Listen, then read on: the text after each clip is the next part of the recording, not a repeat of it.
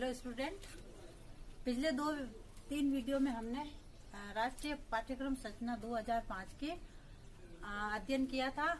आज हम अपने वीडियो में राष्ट्रीय पाठ्यक्रम संरचना शिक्षक शिक्षा 2009 के बारे में अध्ययन करेंगे। यानी इसके क्या उद्देश्य है, पहले थोड़े से इसके बारे में जानकारी प्राप्त कर लेते हैं। ये क्या है, क्यों बनाया गया।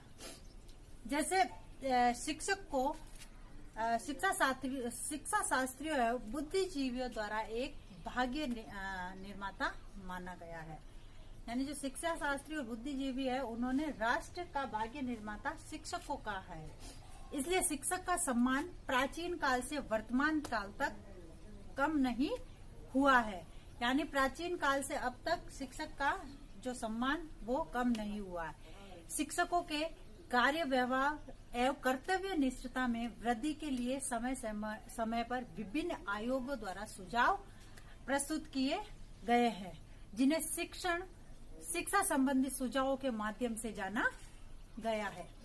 प्रत्येक आयोग का मानना है कि संपूर्ण शिक्षा व्यवस्था में शिक्षक प्रमुख माना गया है। यानी क्योंकि शिक्षा व्यवस्था है और अपना जो पाठ्यक्रम है उसको शिक्षक ही आगे चलाता है, इसलिए शिक्षक को प्रमुख भाग माना है, जो कि विद्यालय के उत्थान में महत्वपूर्ण भूमिका का निर्वाह करता है या भूमिका अदा करता है।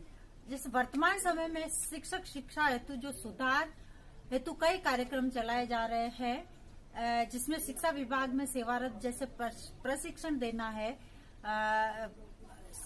शिक्षक शिक्षा में अनुसंधान को प्राथमिकता देना है, शिक्षक शिक्षा में नवीन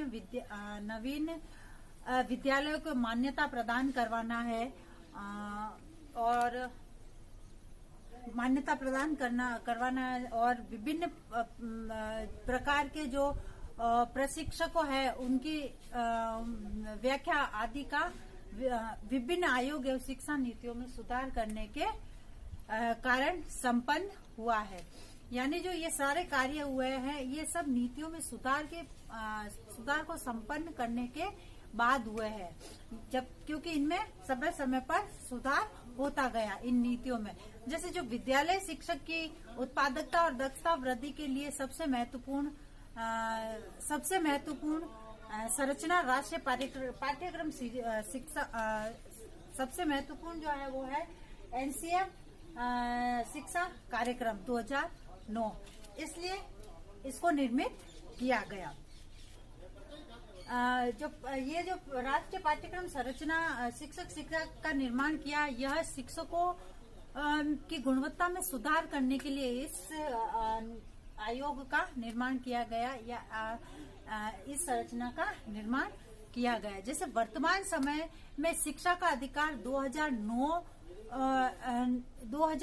अनिवार्य निःशुल्क शिक्षा तथा शिक्षा के सार्वभौमिकता में शिक्षकों के उत्तरदायित्व में अभूतपूर्व वृद्धि कर दी है।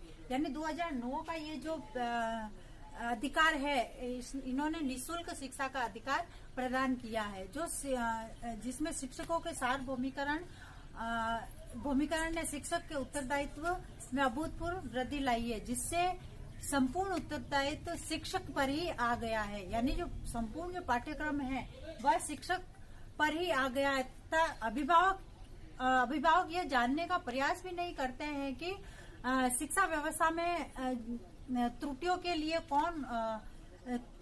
लिए कौन उत्तरदायी है, वरन वह शिक्षा व्यवस्था का संपूर्ण कर्ता धर्ता एक शिक्षक को ही मानता है। क्योंकि अभिभावक यही समझते हैं कि हमारे जो बालकों का विकास हो रहा है वह शिक्षक द्वारा ही हो रहा है, इसलिए उसमें जो भी त्रुटियां रहती है उसका कर्ता धर्ता एक शिक्षक को ही माना जाता है। इस स्थिति में शिक्षक का दायित्व है कि बालकों का शिक्षक का उत्तरदायित्व है कि केवल बालकों का शिक्षण कार्य करवाना ही नहीं, वरन शिक्षण कार्य करवाते हुए अभिभावकों को संतुष्ट करना भी माना गया है। इस प्रकार की स्थिति में शिक्षक शिक्षा के उद्देश्यों के लिए एक ऐसे पाठ्यक्रम की आवश्यकता को अनुभव किया गया, जो कि बदलते हुए परिवेश में शिक्षा के उद्देश्यों को प्राप्त कर सके। यानी प्राचीन काल से वर्तमान काल की जो बदलती हुई परिस्थितियां है, उनमें गुणवत्तापूर्ण सुधार कर सके। इस स्थिति में राष्ट्रीय पाठ्यक्रम संरचना शिक्षक शिक्षा 2009 का प्रस्तुतिकरण हुआ। इसको बनाया गया जिससे शिक्षक शिक्षा के विषय को पूर्णतः नवीन विचारों का, इसमें शिक्षक शिक्षा से आधारित जो नवीन विचारों का समावेश किया गया, प्रयोग किया गया। अब जो राष्ट्रीय पाठ्यक्रम संरचना है, इसके क्या उद्देश्य है, इसको बनाने के क्या उद्देश्य रहे। जैसे राष्ट्रीय पाठ्यक्रम संरचना शिक्षक शिक्षा का प्रमुख उद्देश्य ऐसी शिक्षण विधियों का निर्माण करना है जो कि राष्ट्र की प्रगति के लिए उपयोगी सिद्ध हो सके तथा समाज के लिए अनुकरणीय आदर्श प्रस्तुत कर सके। इसके लिए राष्ट्रीय पाठ्यक्रम संरचना शिक्षक शिक्षा 2 प्रकार के उद्देश्यों का निर्धारण करती है। यानी राष्ट्रीय पाठ्यक्रम शिक्षक शिक्षा ने 2 प्रकार के उद्देश्यों का निर्धारण किया है, जिसमें जैसे प्रत्यक्ष उद्देश्य और अप्रत्यक्ष उद्देश्य, जिसमें हम आज प्रत्यक्ष उद्देश्यों के बारे में अध्ययन करेंगे। इसमें जो प्रत्यक्ष उद्देश्य जैसे वह कहा गया, जो राष्ट्रीय पाठ्यक्रम संरचना शिक्षक शिक्षा के प्रमुख उद्देश्यों का संबंध शिक्षक के प्रत्यक्ष कार्यों या व्यवहार से होता है। यानी जो प्रत्यक्ष उद्देश्य जो है वह शिक्षक के कार्य और व्यवहार से होता है, जिससे इसके माध्यम से सभी छात्रों के कार्य और व्यवहार में पर्याप्त सुधार किया जा सके। अब इसके उद्देश्य, सबसे पहले शिक्षक शिक्षा के लिए उचित पाठ्यक्रम, यानी शिक्षक शिक्षा के लिए उचित पाठ्यक्रम का निर्माण किया गया। आज शिक्षक का दायित्व व्यापक हो गया है, इसलिए यह शिक्षक प्रशिक्षण प्राप्त करने वाले छात्र अध्यापकों के लिए एक ऐसे पाठ्यक्रम का निर्माण करता है जो कि उनके आदर्श गुणों का विकास कर सके। यानी शिक्षक शिक्षा जो है वो ऐसे पाठ्यक्रम का निर्माण किया गया है जिसके कारण उनमें जो आदर्श गुणों का विकास हो सके या विकास कर सके। इसलिए शिक्षक शिक्षा पाठ्यक्रम में छात्र शिक्षक एवं समाज से संबंधित जानकारी का समावेश किया गया है। यानी जैसे इसमें जो शिक्षक है, शिक्षा के पाठ्यक्रम में जैसे छात्र है, शिक्षक है और समाज से संबंधित जो जानकारी है उसका समावेश किया है। फिर है शिक्षक शिक्षा के लिए उचित समयावधि का निर्धारण, यानी जो शिक्षक शिक्षा है उसके लिए उचित समयावधि का निर्धारण किया गया, जिसमें इसमें जैसे डीएड की समयावधि 2 वर्ष की गई है और यह एक डिप्लोमा कोर्स माना गया है। और डिग्री कोर्स के लिए बीएड पाठ्यक्रम का जो पहले 1 वर्ष का था, अब वर्तमान समय में संशोधित होकर 2 वर्ष का हो गया है, तो 2 वर्ष का किया गया। और जो डिप्लोमा कोर्स है वो इसके लिए इंटरमीडिएट पास माना गया है।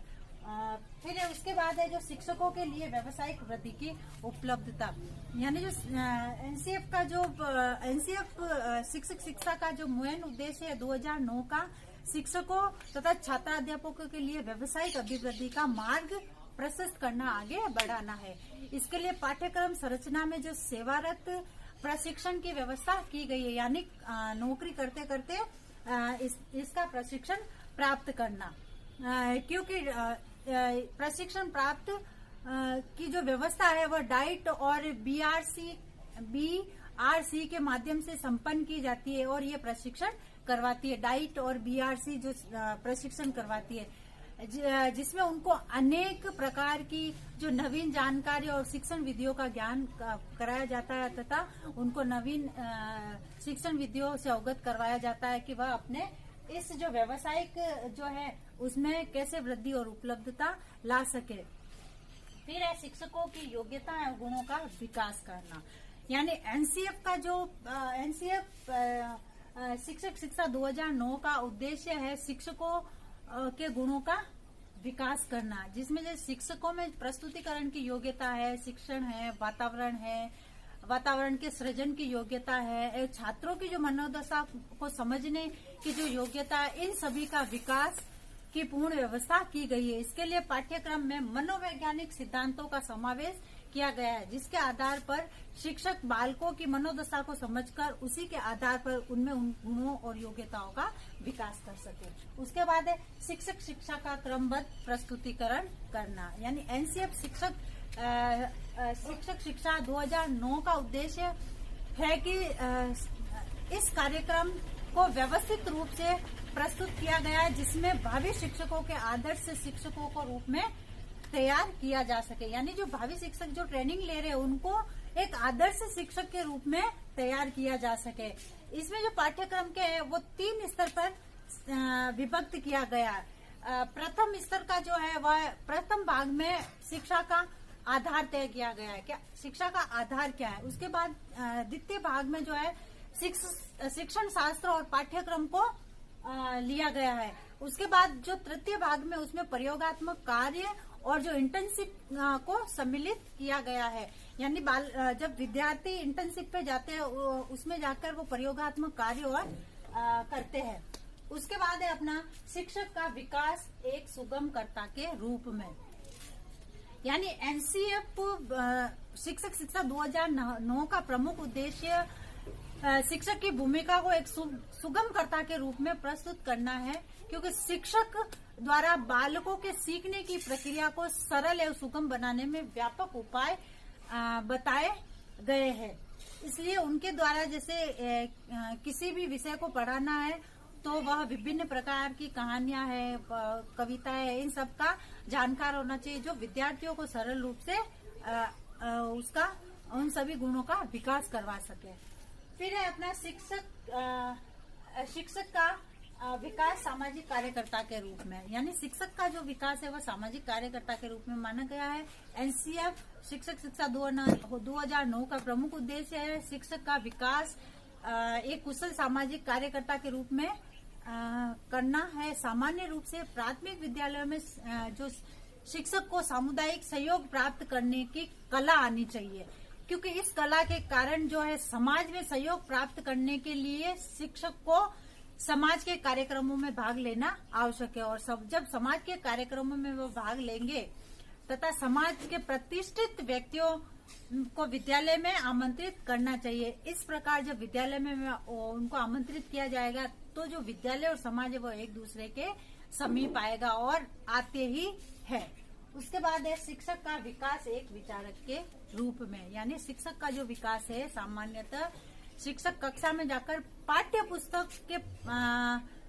पुस्तक के जो पाठ को पढ़ाकर ही चले आते हैं और उनका यह कार्य उनको शिक्षक कहलाने से वंचित करता है, क्योंकि जो लिखा हुआ तो कोई भी रटकर उनको पढ़ा सकता है, या पाठ्य पुस्तक में लिखा हुआ उनको एक क्लास में जाकर पढ़ाना वह शिक्षक का उद्देश्य नहीं है। इसलिए उनको शिक्षक होने से वंचित करता है ये सारी चीजें, क्योंकि शिक्षक द्वारा सर्वप्रथम बालक की मनोदशा को समझना चाहिए।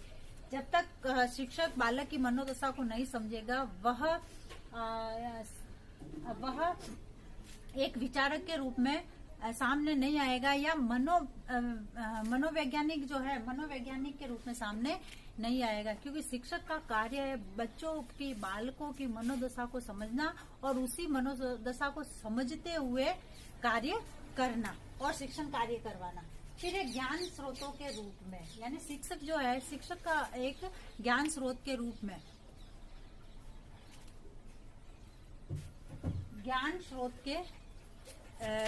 यानी शिक्षा का विकास एक ज्ञान स्रोत के रूप में होना चाहिए, क्योंकि शिक्षक समाज और राष्ट्र दोनों का निर्माता होता है। जब तक शिक्षक शिक्षा नहीं देगा तब तक समाज और राष्ट्र का भविष्य नहीं बन सकेगा। इसलिए शिक्षक को समाज का निर्माता कहा गया है। इसलिए एनसीएफ शिक्षक शिक्षा 2009 में यह व्यवस्था की गई कि शिक्षा को सामाजिक विकास है, पाठ्यक्रम जो सामग्री है, क्रियाएं है और अनेक प्रकार की जो दार्शनिक जो विचारधारा है उनका ज्ञान व्यापक रूप से प्रदान किया जाना चाहिए, जिससे कि शिक्षक छात्रों को जिससे कि जब इन सब चीजों का ज्ञान प्राप्त कर लेगा तो जो शिक्षक है उनकी प्रत्येक समस्याओं का समाधान कर सकेगा। उसके बाद है शिक्षक एक निर्देशन करता है परामर्शदाता के रूप में, यानी शिक्षक को एक निर्देशनकर्ता और परामर्शदाता के रूप में स्वीकार किया गया है, महत्व दिया गया है, क्योंकि वर्तमान समय में जो छात्रों के समक्ष अनेक विकल्प और व्यवसाय के संदर्भ में उपलब्ध है, यानी बहुत सारे विकल्प है जो इनके सामने उपलब्ध है और इन्हीं जो विकल्पों का चुनाव करने में शिक्षक की महत्वपूर्ण भूमिका होती है, क्योंकि छात्रों की योग्यता और क्षमता को प्रभावी रूप से विकसित करने तथा उसके अनुसार विषयों का चुनाव करने में छात्रों की सहायता उसका प्रमुख दायित्व है। क्योंकि विद्यार्थियों को उनकी रुचि, उनकी योग्यता, उसके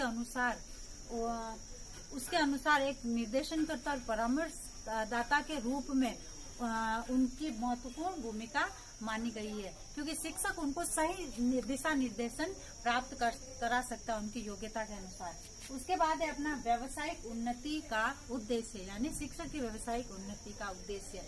एनसीएफ शिक्षक शिक्षा 2009 में जो शिक्षकों की जो व्यावसायिक उन्नति की भी व्यवस्था की गई है, जिसमें शिक्षक एक बार प्रशिक्षण करने के बाद नवीन ज्ञान से वंचित न हो जाए। यानी व्यावसायिक उन्नति के लिए उनको विभिन्न प्रकार की जो प्रशिक्षण दिए गए जाते हैं, उन प्रशिक्षण के माध्यम से उनको नवीन ज्ञान करवाया जाता है, शिक्षण विद्या सिखाई जाती है, ताकि वह जो नवीन ज्ञान है उनसे वंचित न रह जाए। इस प्रकार एनसीएफ शिक्षक शिक्षा 2009 के प्रत्यक्ष उद्देश्य प्रमुख रूप से माने गए हैं। अब आवश्यक सूचना, जैसे कि हम सभी जानते हैं कि भारत देश कोरोना जैसी महामारी से जूझ रहा है तथा इसके बचाव के कुछ उपाय करने हमें, जैसे घर से आते जाते समय मुंह पर मास्क रखना, कपड़ा रखना, फिर दरवाजे, कुंडी, कहीं पे भी हाथ लगते हैं तो हाथों को सैनिटाइज करना, बार बार साबुन से धोना। उसके बाद तीसरा जो है वो सोशल डिस्टेंस का ध्यान रखना, सामाजिक दूरी बनाए रखना और किसी भी व्यक्ति से 6 फीट की दूरी आवश्यक होनी चाहिए।